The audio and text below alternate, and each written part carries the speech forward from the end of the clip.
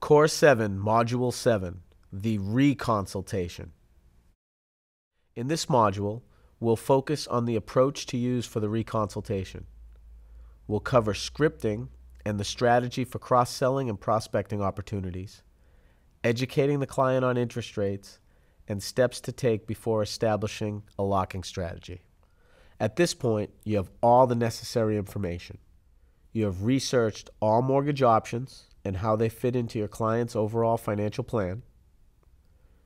You have had a mortgage consultation with the client, made referrals to the right financial professionals as needed, issued a real pre-approval, and stayed in touch with systematic follow-up marketing.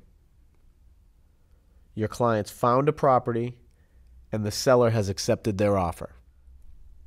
Now it's time for the reconsultation. This can be done over the phone, by the way.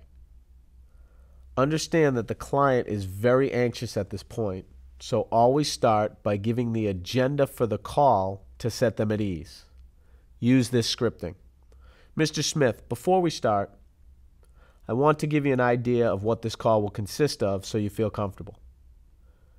First, we will go over all of your options and confirm your loan strategy or adjust accordingly if there are any changes that we need to implement. Is that okay?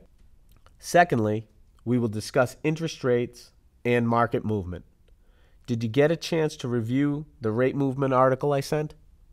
Typically, clients have read it and understand it fairly well, but need further clarification.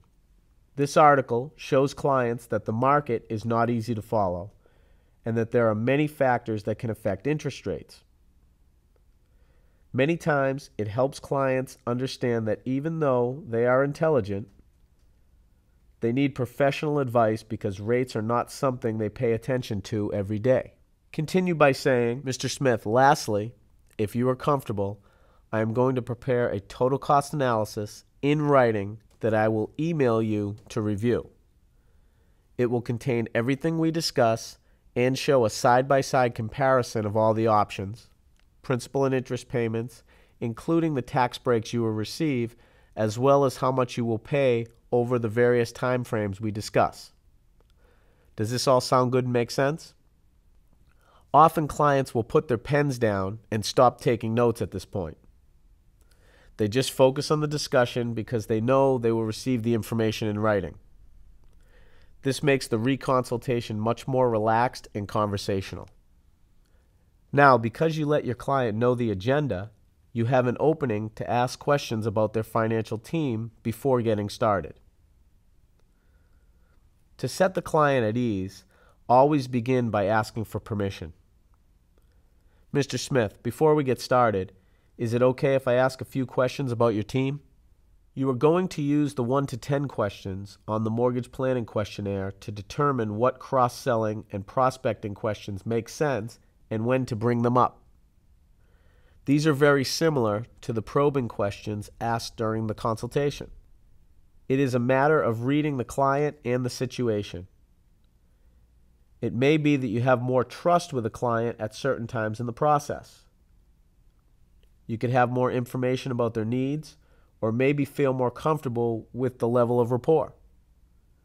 Either way, the questions serve the same purpose, whether asked at the consultation or the reconsultation.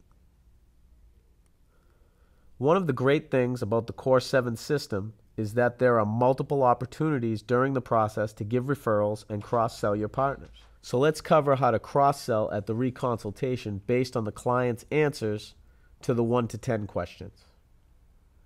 There are 3 possible scenarios. In the first scenario, the client rates someone in their professional network a 9 or a 10. You then know that the client likes working with them, and they may be someone you want to meet to establish a business partnership. For example, let's say your client rates their existing financial advisor a 10. You would then say, Mr. Smith, I noticed from your mortgage planning questionnaire that you rate your financial advisor a 10. I specialize in working with financial advisors. Would it be okay if I called to introduce myself? It would also be beneficial if I need to contact them for any documentation and to make sure that the debt strategy we are implementing is integrated with the asset strategy you have in place. The answer is almost always an overwhelming yes. You are adding value here for the client. I mean, what client wouldn't want their debt strategy to be in line with their asset strategy? After receiving permission, take down the advisor's contact information and call to ask for a meeting to discuss your mutual client's financial situation. It's easy to get an appointment by referencing your mutual client when you introduce yourself. Now let's go over the second possible scenario. The client has an advisor in their network but gives them a low rating. Let's use a financial advisor again for an example. The script here is, Mr. Smith, I noticed from your mortgage planning questionnaire that you rate your financial advisor only a 5. That concerns me a little. With your permission, I'd like to introduce the financial advisor on my team, whom my clients always rate a 9 or a 10. Would you mind if I had him give you a call? Most of the time, the client will say yes. However, if the client does say no, try once more without being overly pushy because it is for their benefit. Do this by saying, that's not a problem at all. How about if I just send an email making the introduction and you can take it from there if you choose to? Clients typically agree to this less direct introduction. This is a strategy from a book called Influence written by Dr. Robert Cialdini. According to Dr. Cialdini, it is human nature that when a person refuses a request, it is very likely they will then agree to a smaller request because it is viewed as a compromise. So in this example, where you compromise by offering an email contact with your Core 7 partner instead of a call, most of the time the client will agree. Now, in the last scenario, all the boxes regarding the client's financial team are left blank. Again, for this example, let's say you are trying to refer your Core 7 financial advisor partner. You would say, Mr. Smith, I noticed from your mortgage planning questionnaire that you don't have a financial advisor. I feel that it is so important to have one. So with your permission, may I make the introduction to the financial advisor on my team? I think it will be time well spent. Now the answer is usually yes, but if the client says no, respond by saying, okay, that's not a problem at all. I do think it is so important though. How about I send an email with both of you on it just in case you ever need a resource and you can take it from there. Would that be okay? Clients almost always agree, and at a minimum, it reinforces that you are a resource for them.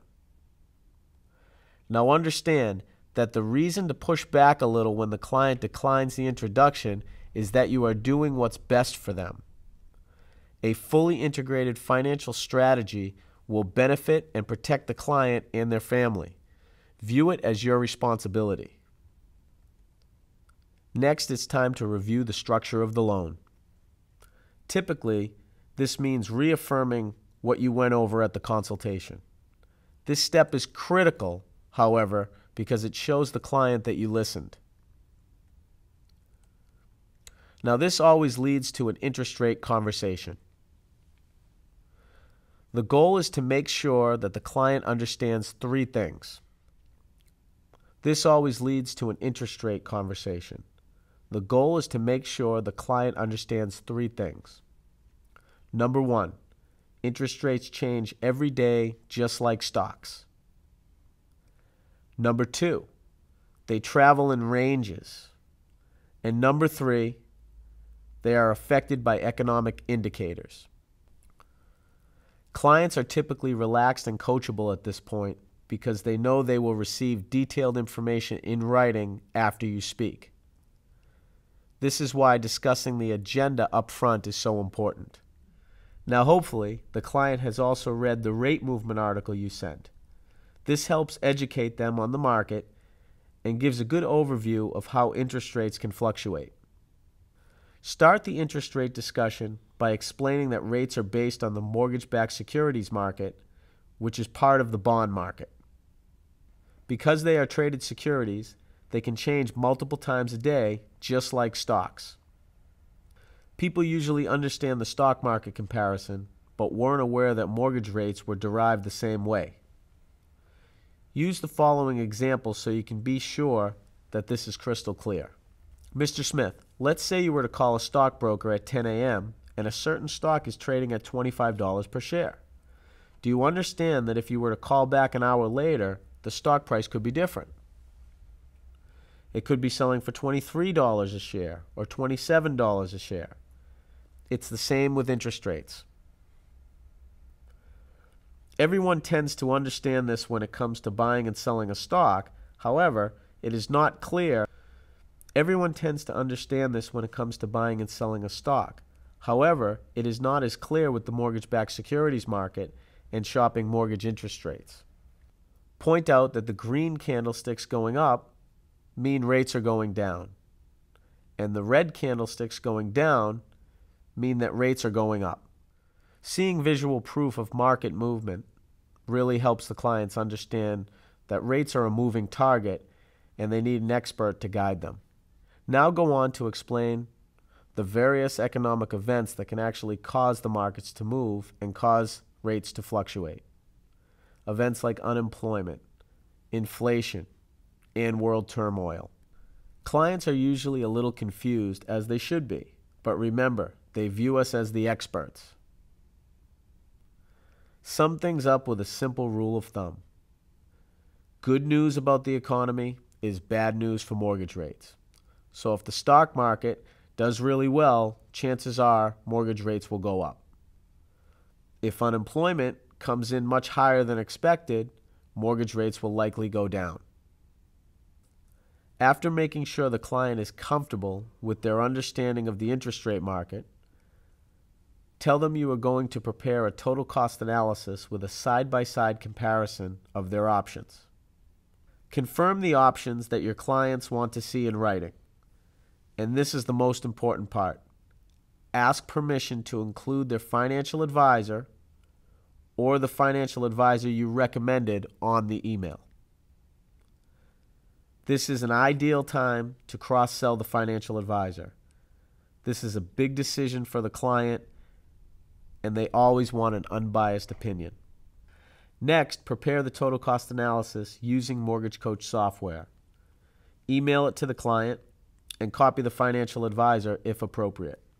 As a side note, at this point in the process, when the loan is a refinance transaction and the client is saving a significant or a nominal amount of monthly cash flow, always copy the financial advisor, letting them know of the monthly savings. Mr. Smith, I have CC'd your financial advisor on this email to make sure she is aware of the monthly savings you are now receiving. It is my opinion that you were able to pay your mortgage with relative ease before this refinance savings. So it makes sense to reallocate this extra cash flow towards wealth creation or possibly into another important aspect of your financial plan. By doing this, you have created an opportunity for the client's financial advisor to benefit from this refinance. This one email provides the opportunity to develop relationships with many financial advisors. At a minimum, it will block a financial advisor from trying to refer a mortgage consultant with whom they have a relationship. Think about it. After sending this email, why would your client's financial advisor introduce another mortgage originator after you have created such value for them?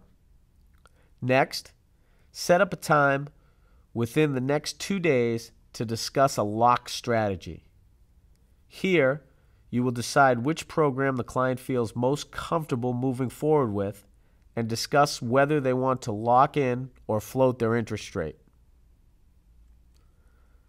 This gives the client a few days to review the different options laid out in the total cost analysis. Now, when you email the total cost analysis to the client, include other parties as needed. It is very important to mention in the email that the rates on the total cost analysis can change and could be different when they choose to lock in their interest rate. Always explain this when you go over a locking strategy. In this module, we discussed important aspects of the reconsultation. We started by covering the importance of putting the client at ease by sharing your agenda, the importance of helping them understand interest rates and market movement, creating a total cost analysis, and scheduling a time to discuss a lock strategy. In the next module, we'll go into detail about the locking strategy.